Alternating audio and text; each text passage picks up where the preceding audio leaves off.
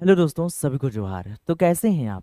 आशा करता हूँ अच्छे होंगे, स्वस्थ होंगे, मस्त होंगे। तो आज मैं आप सबके लिए लेके आया हूँ फिर से जेएसएससी सीजीएल 2023 के लिए बहुत ही महत्वपूर्ण प्रैक्टिस सेट झारखंड सामान्य ज्ञान का, यानी झारखंड जीके का। इस बार मैं इस प्रैक्टिस सेट 16 में आपको बताने वाला हूँ 40 क्वेश्चन का बहुत ही महत्वपूर्ण प्रश्नों का संग्रह, जिसमें आपको मैं बताऊंगा कि कैसे राजनीति से, इतिहास से जुड़े प्रश्न सीजीएल में पूछे जाते हैं। तो आपको बताना है इस 40 प्रश्नों में आपका कितना अंक उठ रहा है, ये कमेंट करके जरूर बताना है। तो चलिए देखते हैं पहले क्वेश्चन को।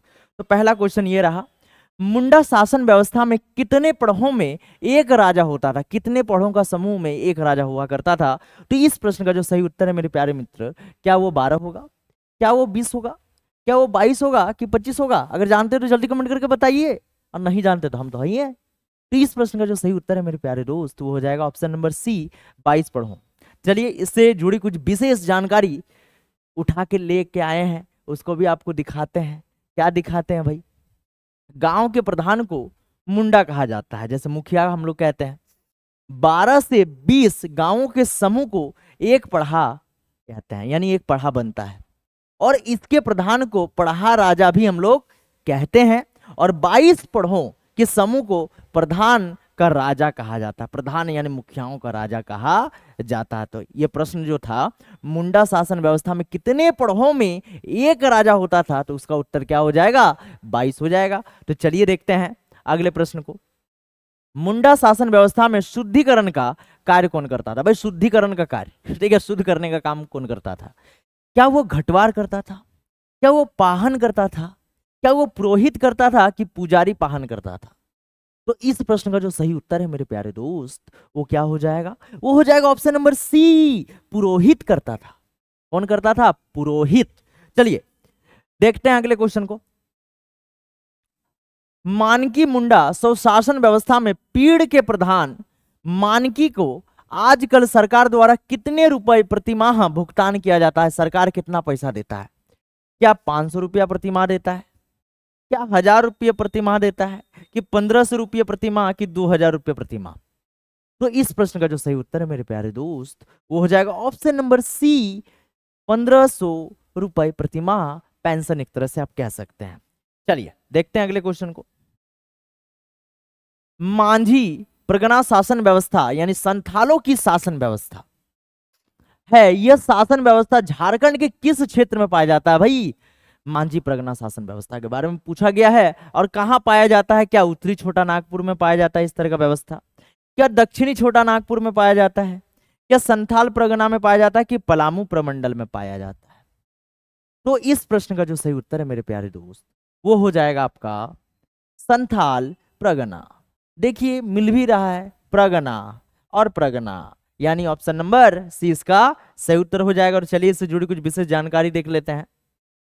देखिए मांझी प्रगना शासन व्यवस्था वैसे तो झारखंड के विभिन्न भागों में पाया जाता है, झारखंड के विभिन्न भागों में पाया जाता है, लेकिन यह शासन व्यवस्था मुख्यतः झारखंड के संथाल परगना क्षेत्र में पाया जाता है। मुख्यतः मतलब सबसे ज्यादा कहां पे होता है? तो संथाल परगना वाले क्षेत्र में पाया जाता है। तो चलिए बढ़ते हैं अगले क्वेश्चन की ओर। अगला क्वेश्चन ये रहा बोर्डवा पे। मांझी परगना शासन व्यवस्था में यह एक संगठनात्मक प्रमुख होता है जो ग्रामीणों कि बाहरी हमलों से सुरक्षा करता है। भाई ग्रामीणों की बाहरी हमलों से सुरक्षा करने का काम कौन करता है? क्या चौकीदार करता है? आप बोलेगा सर हाँ करता है। नायके करता है, ये भी करता है। लासेट्टगो ये भी करता है, गोड़ाइट ये भी करता है। लेकिन पूछा गया है कौन सा शासन व्यवस्था? मांझी परगना शासन व्यवस्था में कौन करता है सुरक्षा? सब तो सुरक्षा करने का काम करता है, लेकिन यह पूछा गया है मांझी परगना शासन व्यवस्था में कौन करता है। तो इस प्रश्न का जो सही उत्तर है मेरे प्यारे दोस्त, वो हो जाएगा लासेर टेगोय। ठीक है, लाश से रटेगा, लाश बिछा कर रख देगा भाई, ऐसा सुरक्षा एकदम कर देगा। तो चलिए बढ़ते हैं अगले क्वेश्चन की ओर। अगला क्वेश्चन ये रहा, डोकलो सोहर। अब डोकलो सोहर शासन व्यवस्था के बारे में हम लोग जान रहे हैं। डोकलो सोहर शासन व्यवस्था झारखंड की निम्न में से किस जनजाति की पारंपरिक शासन व्यवस्था है? पारंपरिक यानी पीढ़ी दर पीढ़ी से चलती आई शासन व्यवस्था है। तो क्या खड़िया जनजाति का, क्या संथाल जनजाति का, कि उमराव जनजाति का, उराव सॉरी, या हो जनजाति का? तो इस प्रश्न का जो सही उत्तर है मेरे प्यारे दोस्त, वो हो जाएगा खड़िया जनजाति। चलिए देखते हैं अगले क्वेश्चन को। जातीय पंचायत व्यवस्था में पंचायत कहाँ बैठा करती थी? जातीय पंचायत के बारे में पूछा जा रहा है, तो ये पंचायतें कहाँ बैठी करती थी? क्या वो मोड़ होड़ में, क्या सेंद्रा भैंसी में, क्या मांझी थान में, कि इनमें से कोई नहीं? तो इस प्रश्न का जो सही उत्तर है मेरे प्यारे दोस्त, वो हो जाएगा ऑप्शन नंबर सी, मांझी थान में पंचायत लगा करती थी। चलिए बढ़ते हैं अगले क्वेश्चन की ओर। नागवंशी शासन व्यवस्था, अब देखिए कौन सा शासन व्यवस्था का बात किया जा रहा है? नागवंशी शासन व्यवस्था का, ठीक है। में राजस्व प्रशासन, राजस्व प्रशासन की देखरेख कौन करता था? पैसा कौड़ी का देखरेख कौन करता था? इसके बारे में क्वेश्चन पूछा गया है। क्या पटवारी करता था, क्या अमीन करता था, कि दीवान करता था, कि सभी करता था? तो इस प्रश्न का जो सही उत्तर है मेरे प्यारे दोस्त, वो हो जाएगा ऑप्शन नंबर डी, यानी इनमें से सभी करता था। चलिए बढ़ते हैं अगले क्वेश्चन की ओर। बेदिया जनजाति के जातीय पंचायत, अब देखिए कौन सा जातीय पंचायत के बारे में पूछा गया है? बेदिया जनजाति के जातीय पंचायत के बारे में पूछा गया है कि मुखिया यानी प्रधान का सहयोगी को किस नाम से जाना जाता था? ठीक है, मुखिया का जो सहयोगी होता है, क्या उसको मांझी कहते हैं, क्या वो करटाहा कहलाता है, क्या वो गरोट कहलाता है, कि सयाना कहलाता है? तो इस प्रश्न का जो सही उत्तर है मेरे प्यारे दोस्त, वो हो जाएगा क्या? वो हो जाएगा ऑप्शन नंबर सी, गड़ोत। क्या बोलते हैं? गड़ोत बोलते हैं, गोड़ाइट भी कह सकते हैं। चलिए बढ़ते हैं अगले क्वेश्चन की ओर। बथुड़ी जनजाति की स्वशासन व्यवस्था, अब देखिए कौन सा जनजाति है? बथुड़ी में धार्मिक क्रियाकलापों का संपादन कौन करता था? धार्मिक क्रियाकलाप, ठीक है, धर्म से जुड़े, क्या वो प्रधान करता था, कि कोटवार, कि दोहर, कि पाहन? तो इस प्रश्न का जो सही उत्तर है मेरे प्यारे दोस्त, वो हो जाएगा ऑप्शन नंबर सी, दोहर करता था। कौन करता था? दोहर। चलिए बढ़ते हैं अगले क्वेश्चन की ओर। गोड़ाई जनजाति के तलाक एवं विधवा विवाह के मामले किस पंचायत के द्वारा सुलझाया जाता था? कौन सा जनजाति है? गोड़ाई जनजाति। क्या जातीय पंचायत के द्वारा, क्या अंचल पंचायत द्वारा, क्या जिला पंचायत द्वारा, कि इनमें से सभी? तो इस प्रश्न का भी सही उत्तर क्या हो जाएगा प्यारे दोस्त? वो हो जाएगा जातीय पंचायत, यानी ऑप्शन नंबर ए इसका सही उत्तर हो जाएगा। और चलिए इससे जुड़ी कुछ विशेष जानकारी हम लोग देख लेते हैं। गोड़ाई जनजाति के तलाक एवं विधवा विवाह के मामले जातीय पंचायत द्वारा सुलझाया जाता था।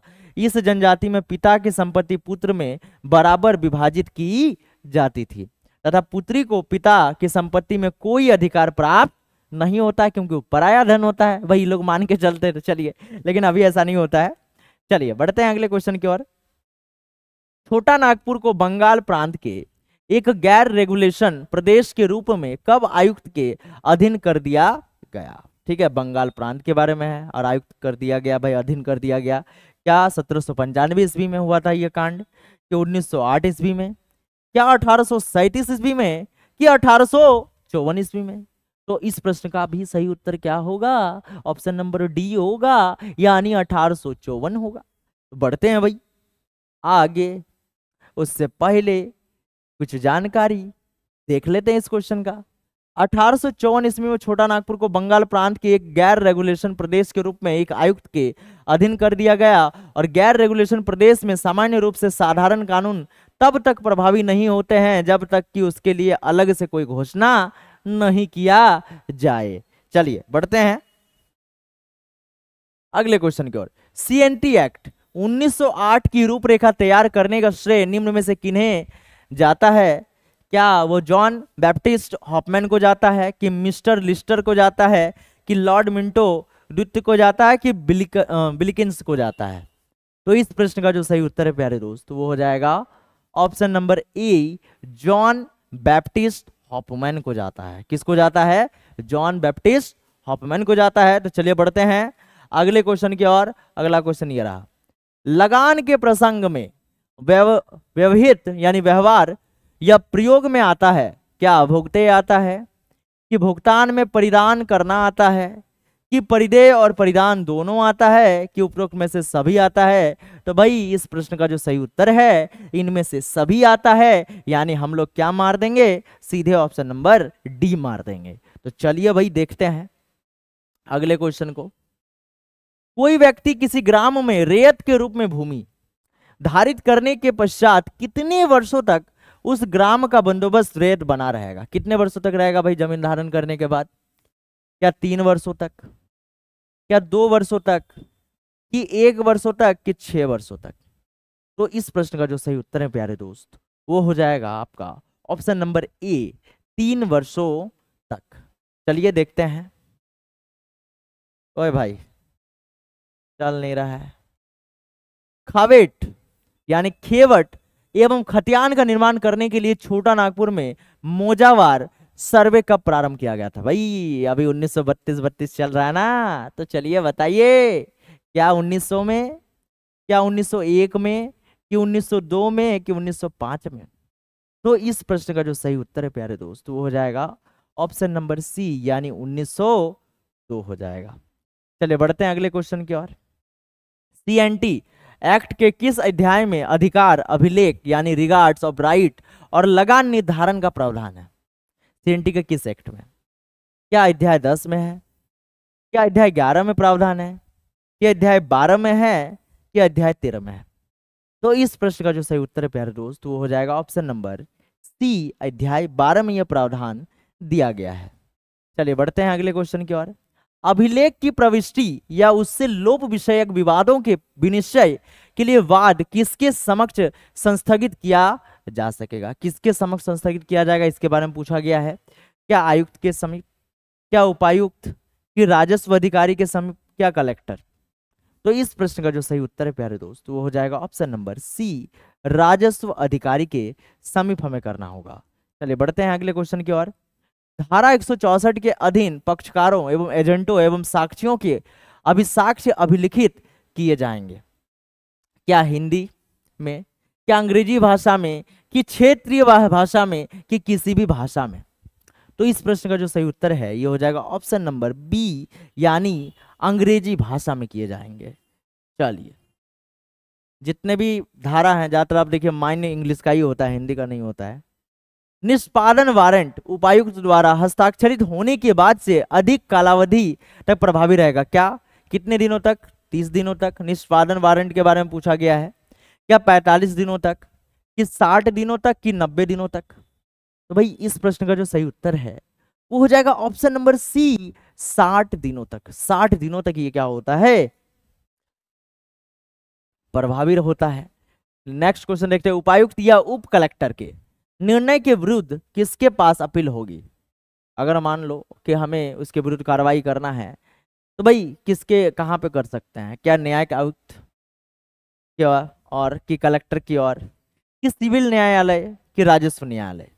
तो इस प्रश्न का जो सही उत्तर है प्यारे दोस्त ये हो जाएगा आपका न्यायिक आयुक्त की ओर, यानी ऑप्शन नंबर ए हो जाएगा। चलिए बढ़ते हैं अगले क्वेश्चन की ओर। धारा 215 के अधीन प्रत्येक अपील आयुक्त या उपायुक्त जिसके विरुद्ध अपील की जाए के भीतर की जाएगी। कितने दिनों के भीतर की जाएगी? क्या 30 दिनों के भीतर, कि 45 दिनों के भीतर, कि 60 दिनों के भीतर, कि 90 दिनों के भीतर? तो इस प्रश्न का जो सही उत्तर है प्यारे दोस्त वो हो जाएगा 30 दिनों के भीतर ही हमें करना पड़ेगा। तो चलिए इससे जुड़ी कुछ विशेष जानकारी देख लेते हैं। धारा 216 के अनुसार 215 के अधीन प्रत्येक अपील तथा स्थिति आयुक्त, उपायुक्त अथवा धारा 215 की उपधारा 5 के अधीन राज्य सरकार द्वारा विशेष रूप से सशक्त किसी अधिकारी के पास उस आदेश या डिग्री के किसी विरुद्ध अपील की जाए तो वो 30 दिनों के भीतर ही की जाएगी। चलिए बढ़ते हैं अगले क्वेश्चन की ओर। जोत का कब्जा वापस पाने के लिए आवेदन की परिसीमा अवधि है। जोत का कब्जा वापस पाने के लिए कितना दिन का है अवधि? क्या 1 वर्ष, क्या 3 वर्ष, कि 12 वर्ष, कि 6? तो इस प्रश्न का जो सही उत्तर है प्यारे दोस्त वो हो जाएगा 3 वर्ष। चलिए इससे जुड़ी कुछ विशेष जानकारियां देख लेते हैं। धारा 237 के अनुसार ऐसी जोत या उसके किसी भाग का जिससे किसी अधिभोगी रैयत का विधि विरुद्ध देखल यानी बेदखल कर दिया गया हो तो कब्जा वापस पाने का आवेदन ऐसे बेदखली की तारीख से 3 वर्ष के भीतर अवश्य संस्थगित कर दिया जाना चाहिए। चलिए बढ़ते हैं अगले क्वेश्चन की ओर। सिविल प्रक्रिया संहिता की प्रक्रिया लागू करने के संबंध में नियम बनाने की शक्ति निहित है। यह शक्ति कौन, किसके पास निहित होता है? क्या राज्य सरकार के पास, कि केंद्रीय सरकार के पास, कि उच्च न्यायालय के पास, कि उच्चतम न्यायालय के पास? देखिए अब कानून बनाना है तो न्यायालय तो कानून बनाएगा नहीं, उसको फॉलो करवाता है, वो अपना जजमेंट देता है। तो सरकारी कानून बना सकते हैं, या राज्य सरकार या केंद्र सरकार। तो इस प्रश्न का क्या होगा सही उत्तर? तो इस प्रश्न का सही उत्तर हो जाएगा राज्य सरकार। ठीक है, चलिए बढ़ते हैं अगले क्वेश्चन की ओर। सीएनटी एक्ट के ब्लूप्रिंट को निम्नलिखित में से किसमें सर्वप्रथम प्रकाशित किया गया था? सीएनटी एक्ट का ब्लूप्रिंट, तो रूपरेखा कैसे तैयार किया गया था? कलकत्ता गजट में, बंगाल गजट में, राष्ट्रीय समाचार में, कि छोटा नागपुर पत्रिका में? तो इस प्रश्न का भी सही उत्तर क्या हो जाएगा? ऑप्शन नंबर सी हो जाएगा, राष्ट्रीय समाचार पत्रिका में। चलिए बढ़ते हैं अगले क्वेश्चन की ओर। अधिनियम के अंतर्गत उपायुक्त में सम्मिलित है। अधिनियम के अंतर्गत उपायुक्त में कौन कौन सम्मिलित होते हैं? क्या सहायक समाहर्ता, क्या उप समाहर्ता, कि उपरोक्त में तो दोनों, कि इनमें से कोई नहीं? तो इस प्रश्न का जो सही उत्तर है प्यारे दोस्त, वो हो जाएगा ऑप्शन नंबर सी, उपरोक्त दोनों होते हैं। चलिए बढ़ते हैं अगले क्वेश्चन की ओर। ग्राम सभा का पद अंतरण तबादला है, योग्य के कि योग्य नहीं के, कि अव अस्वस्थता की स्थिति में रुक सकता है, कि दिवालिया होने पर अंतरण योग्य है? तो इस प्रश्न का क्या होगा सही उत्तर? तो इस प्रश्न का सही उत्तर होगा ऑप्शन नंबर बी, यानी योग्य नहीं है।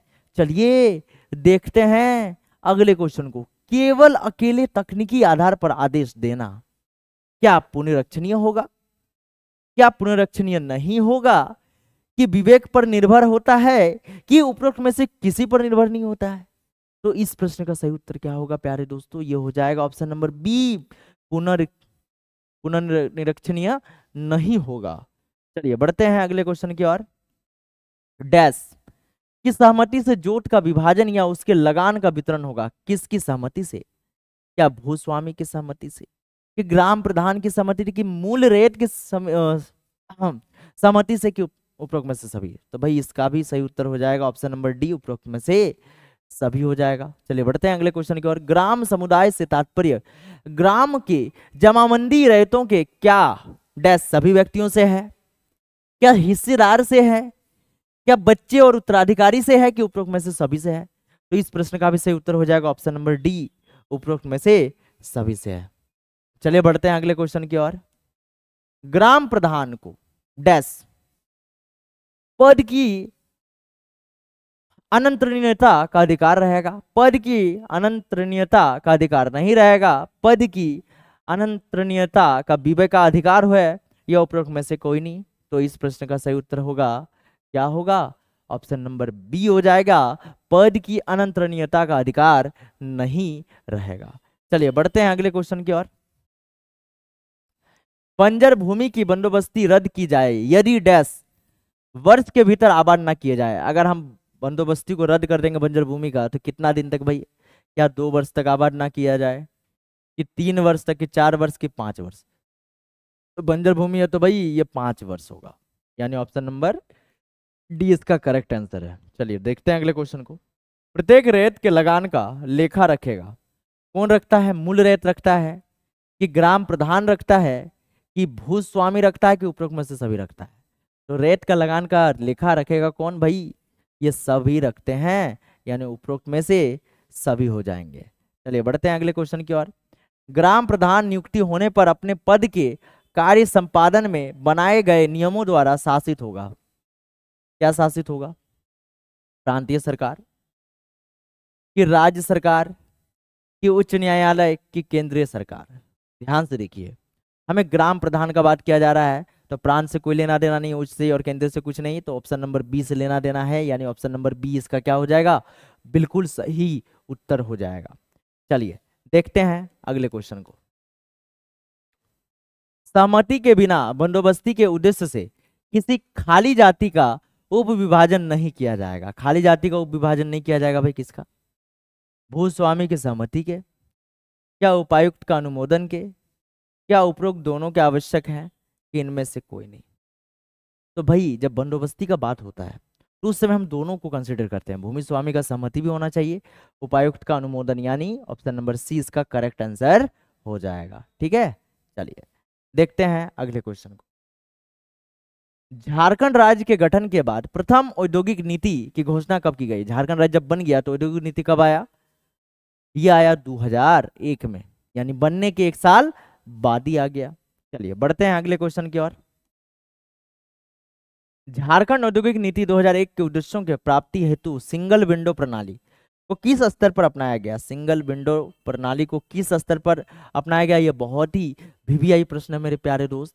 क्या जिला स्तर, कि राज्य स्तर, कि ए और बी दोनों, की इनमें से कोई नहीं? तो इस प्रश्न का सही उत्तर हो जाएगा जिला स्तर और राज्य स्तर, यानी ए और बी दोनों, यानी ऑप्शन नंबर सी इसका करेक्ट आंसर हो जाएगा। चलिए बढ़ते हैं अगले क्वेश्चन की ओर।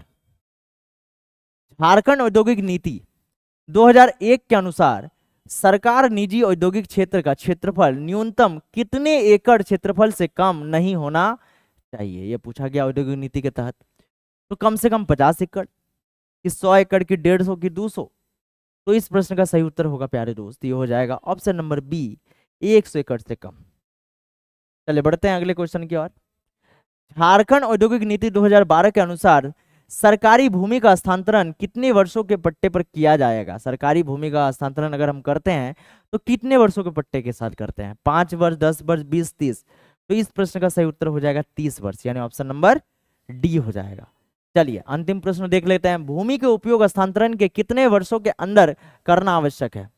भूमि के उपयोग हस्तांतरण का बात किया जा रहा है। क्या 5 वर्ष, 10 वर्ष, 15 वर्ष, 20 वर्ष? तो इस प्रश्न का सही उत्तर है 5 वर्ष। तो आपको बताना है प्यारे मित्रों, ये वीडियो आपको कैसा लगा?